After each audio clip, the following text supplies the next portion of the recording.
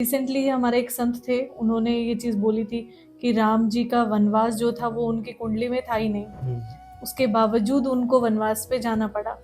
तो सर उस टाइम पे क्या महर्षि ऋषि मुनि जो थे उन्होंने उनकी कुंडलियां चेक नहीं की?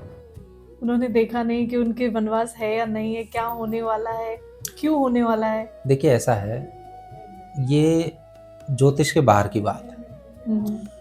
आप भगवत गीता जब पढ़ेंगे तो उसमें स्पष्ट रूप से लिखा हुआ है, भगवान ने अर्जुन को कहा है कि हे अर्जुन, मैं निरंतर कर्म में लीन रहता हुआ भी कर्म फल से बंधा हुआ नहीं। पहली बात। दूसरी बात, मैं अपनी योग माया से प्रकृति को अधीन करके जन्म लेता हूं, अवतरित होता हूं। भगवान प्रकृति के बाहर हैं, प्रकृति के अधीन नहीं है, प्रकृति के अधीन इंसान है। इसलिए भगवान की कुंडली बनाना, विष्णु के अवतारों की कुंडलियां देखना पॉसिबल ही नहीं है, क्योंकि वो कह रहे हैं कि मैं प्रकृति के अधीन नहीं हूं। आप और हम एक नॉर्मल इंसान हैं, हम प्रकृति के अधीन हैं, हम हमारे कर्मों को और उसके फलों को भुगतने के लिए विवश हैं।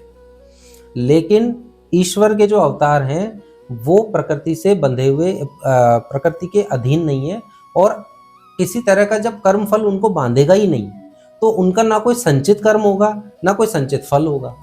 जब संचित फल नहीं होगा तो आप उनकी कुंडली कैसे बनाएंगे? आप ये कहना चाह रहे हो कि वो जब कर्म फल बनी नहीं? नहीं, ऐसा नहीं है, बनी नहीं है।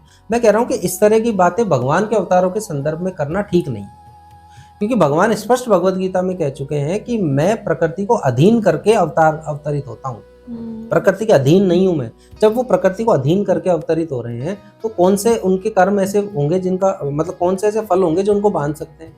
दूसरा, उन्होंने ये भी कहा है कि मैं भी कर्म में रत रहता हूं, फिर भी कर्म फल मुझे नहीं बांधते। ठीक है, तो जब उनको कर्म फल ही नहीं बांधेंगे तो ज्योतिष का, एस्ट्रोलॉजी का उनके ऊपर आप प्रयोग करेंगे कैसे? उनकी कुंडली का प्रिडिक्शन करेंगे कैसे? वो तो कभी भी कुछ भी कर सकते हैं ना।